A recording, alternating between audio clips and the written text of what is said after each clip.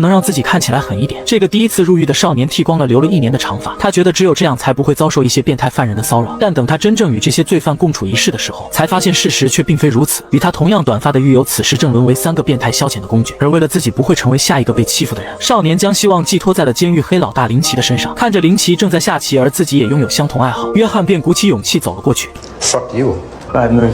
What? He's got you checkmate. It's alright. What?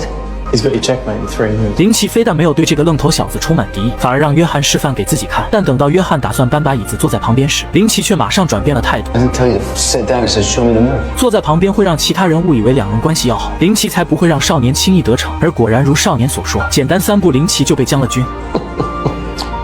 You fucker. 但下棋归下棋，林奇并没有给少年套近乎的机会，而是漠视地将其赶走。因为长期遭受变态犯人的欺负，狱友小白已经开始磨尖牙刷，打算做最后的困兽之斗。而在约翰看来，以小白单薄的身体，就算反击也是无用功。第2天，小白将磨尖的牙刷藏在身后，准备反击，而3个变态也如约而至地向小白走来。约翰看出情况不对，率先一步赶到小白身旁，他故意推搡小白，并让小白打自己。两人冲突之下，狱警立马赶到，而见狱警出现，变态们马上后退。就这样，约翰用自己的小聪明保护住了小白。坐在一旁的林奇也开始对这个少年刮目相看，因为主动闹事，约翰被关了几天的禁闭。等他出来的时候，林奇亲自去接了他。他告诉约翰，最好不要管别人的闲事，就他那点小伎俩，根本不能一劳永逸地保护小白。看着小白依旧任人宰割，约翰也无能为力。而再次被欺负的小白当晚就选择了自己，那把本该反击用的牙刷，最后却用在了自己身上。小白死后，变态将目标锁定在了约翰身上。See you around. 在被变态恐吓后，约翰也开始磨尖牙刷用以防身。很快，约翰就被那3个变态尾随。他把希望寄托在林奇身上，并故意朝着林奇牢房的方向走去。好在关键时刻，林奇走出牢房，并将约翰带进屋内。Got a problem, have we? Fuck off. Who is planning on? You heard the man. Fuck off, Trunk! 变态们不敢硬刚，便被林奇的手下赶走。而此时，林奇正给约翰介绍一种名叫悲伤之子的棋局。这种棋局一旦开始，就没有平局这一说，要么生，要么死。而就像面对这几个变态一样，没有什么折中的办法，要么一劳永逸彻底解决，要么就是一直忍受欺负直到出狱。 Now, son, I can solve this for you, but then I'm gonna need your help on the outside. To do what? 如果帮约翰解决麻烦，那约翰就要帮自己越狱。林奇知道这种事不好决定，他给约翰时间回去考虑清楚，但变态们可不会给他时间。第2天，他们直接将约翰抓进厕所，准备教训一顿。关键时刻，林奇带人出现了。 This is none of your fucking business. Oh, the business model's changed, Dave. 林奇将约翰独自带出，剩下2人彻底解决了变态。突如其来的变故令约翰有些慌乱，但是已至此，约翰也没有回头路。6个月后，约翰顺利出狱。他按照林奇给的地址去找了当地的一个商人山姆。山姆与林奇是合作伙伴，两人一起干了很多不法勾当。他让侄子小乔将一个行李箱交给约翰，但小乔却对约翰略有敌意。 约翰先被安置到酒店休息，行李箱里是林奇几人的新护照和衣物，同时还有一把手枪。就在约翰把玩着手枪的时候，一名叫塔莎的女孩出现了。女孩说自己为山姆工作，并将一些现金和一部接受命令的手机交给约翰。第2天，约翰按照手机的指令来到一名武器商的家中。如果要帮林奇越狱，那么武器是必不可少的。 Russian grenade. Actually, now give that pregnant blow us both up. MP5K, Special Forces. M4, Infantry. M60, Rambo 3. What's in that? Oh, that's just my own personal use. RPG-7 for the invasion. 而对于约翰这种小白来说，武器商必须要亲自培训他一段时间。 It's a bit different when you're shooting at real people. 经过几天的培训，越狱行动也就开始了。约翰先是来到一处风景区，坐上了观光的直升机。等到直升机足够远离景区中央后，约翰便拿出武器挟持驾驶员。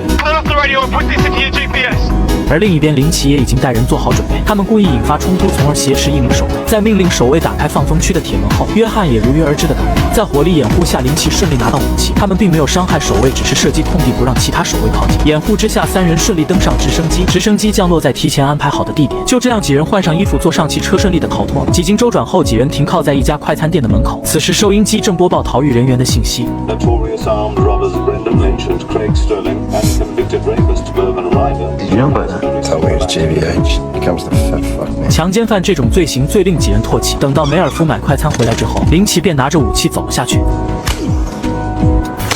You shouldn't have lied to us.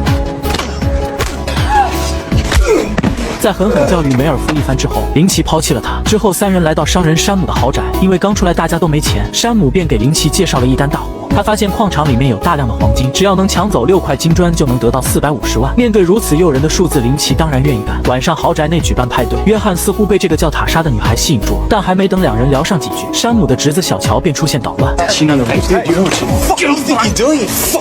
约翰被小乔推进水池，而因为不会游泳，约翰一直在呛水，直到塔莎下去才把他救上来。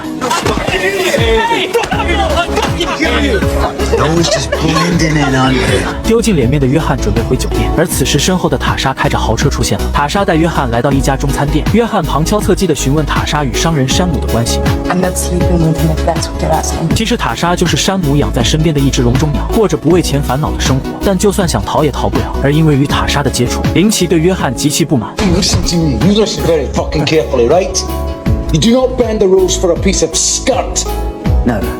You stop thinking with your bloody dick and get with the program or you are fucking out, right? 因为现在主要任务是抢劫黄金，节外生枝自然会令计划变得危险。为了能在得手黄金之后顺利逃脱，林奇还特意找了自己曾经的伙伴加入行动。晚上大家聚在一起部署计划，在确定逃跑路线之后，林奇让小乔和赛车手守在门前接应，自己和约翰负责进去搬黄金。I'm supposed to be on the goal.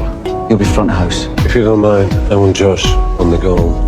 I do, mate. In the light of certain concessions. 看来山姆和林奇也并不信任彼此。面对山姆的坚持，林奇只能妥协。小乔小人得志，便开始嘲讽起约翰。Tia, what'd you say? Just don't cry. Josh. 再次冲突后，约翰只能先行离开。第二天，大家准备武器行动也就要开始，但约翰却没有准时来集合。What the fuck is this? Sorry, I'm late. There's no margin for error. 林奇不知道的是，昨晚约翰一直与塔莎在一起，两人的关系已经更进一步。约翰还答应塔莎，只要行动顺利，拿到自己的那份钱后，就带着塔莎远走高飞。到了凌晨，几人伪装成维修人员进入到矿场。林奇打开通风口后，让约翰独自潜入进去，只要在里面坚持到天亮，工人来上班，就可以从通风口跳进去开始行动。天亮后，矿场工人已经开始工作。林奇几人控制住监控室后，向约翰下达指令。Go now.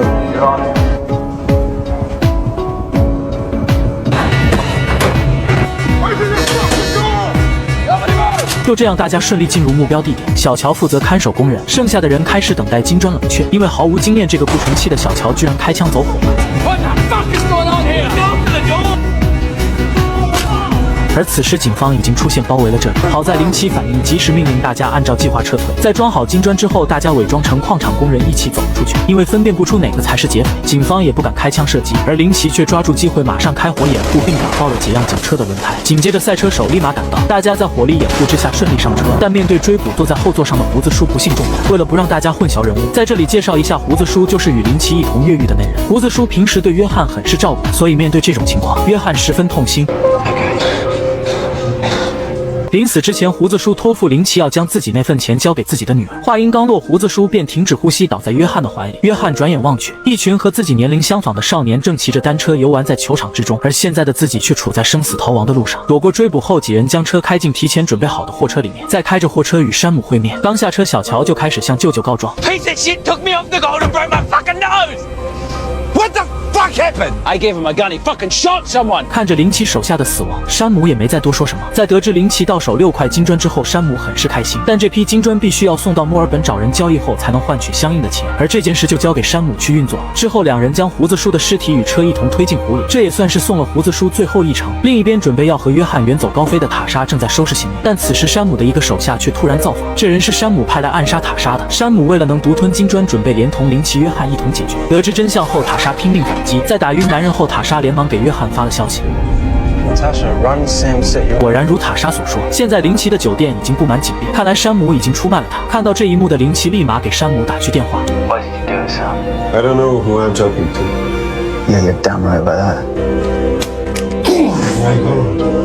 Keep an eye on the street. 这座城市对两人来说已经不安全了。林奇带着约翰来到自己哥哥的墓地，在这里他挖出了一些之前藏在这里的现金。既然山姆要在墨尔本卖掉金砖，那两人现在就要赶往墨尔本。而得到消息的塔莎也同样上了前往墨尔本的列车。达到目的地后，三人住在一家旅馆。此时电视上正播报着两人的信息。林奇让塔莎去买点吃的，顺便让他去给胡子叔的女儿寄一些钱，但塔莎并不愿意听从林奇的指挥。看到心爱的女人被打，约翰一气之下与林奇厮打在一起。Say fucking mercy! Fuck yeah! Say fucking mercy! I'm done with this shit. You can find yourself another monkey. What are you gonna do? Hey, run off with that stupid cow? You don't know shit about her. You say that like you know her! Seen too many good men do prison time for bunts like that. 在买完吃的后，塔莎已经被一名杀手盯上。此时林奇交给约翰一捆现金，他让约翰用这笔钱把塔莎打发走。林奇认为塔莎就是个累赘，早晚会害了两人。而此时塔莎已经听到了两人的对话，看到约翰拿起现金后，塔莎失望地转头离开。约翰见状立马追了出去。对于塔莎而言，林奇只是在利用约翰，他觉得最后林奇会独吞金砖，然后再解决掉自己和约翰。 而此时杀手已经进屋控制住了林奇。杀手是山姆派来的，但他并不知道关于金砖的事情。林奇抓住了这一点，他承诺杀手只要与自己合作，等到金砖到手，自己会给杀手10万现金。 Now, I don't know what they're paying for the murder, but I'm pretty sure it's not that, eh? 在金钱的诱惑下，杀手心动了。有了杀手的帮助，他们便提前埋伏在金砖交易的地点，而负责交易的正是小乔。 Okay, we got it. 就在交易马上完成的时候，杀手突然出现。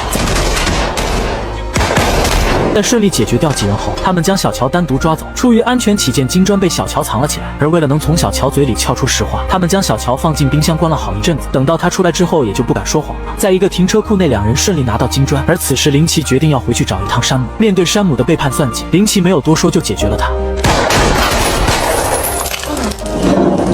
解决山姆之后，两人再次回到墨尔本。林奇将金砖藏在床底，不管什么时候他都格外小心地盯着约翰，就连洗澡的时候，他都要求约翰不能离开自己的视线，以免约翰单独与金砖接触。 Told you to sit where I can see you. I'm just watching TV. Sit there. 在买下一艘船之后，两人便坐船准备去和买主交易卖掉金砖。而此时，林奇却将枪口对准了约翰。 I'm sorry, kid. This is the end of the line for you. I don't want your death on my conscience, so I was thinking, what's a fair price for a young bloke like you? And I came up with half a bar. 350. Half of 4 million is 2 million. You fucking used me. I'm offering you $350,000 fucking dollars. You don't have that kind of money anymore. 千算万算的林奇绝对不会想到自己会被这个年轻人给耍了。林奇打开装满金砖的箱子，却发现里面都变成了铁块。而此时，约翰将电话交给林奇。 Son of son. What? No half measures, right? If you shoot me, she'll call the cops. 电话的另一边正是塔莎。原来约翰与塔莎一直没有停止联系。约翰在明处，塔莎在暗处。在旅馆的时候，约翰就将金砖的位置寄给了塔莎。而等两人出去买船的时候，塔莎在趁机潜入，将金砖换成了铁块。被耍的林奇一气之下将约翰推进海里。 但又想到约翰不会游泳，林奇又把他拽了上来。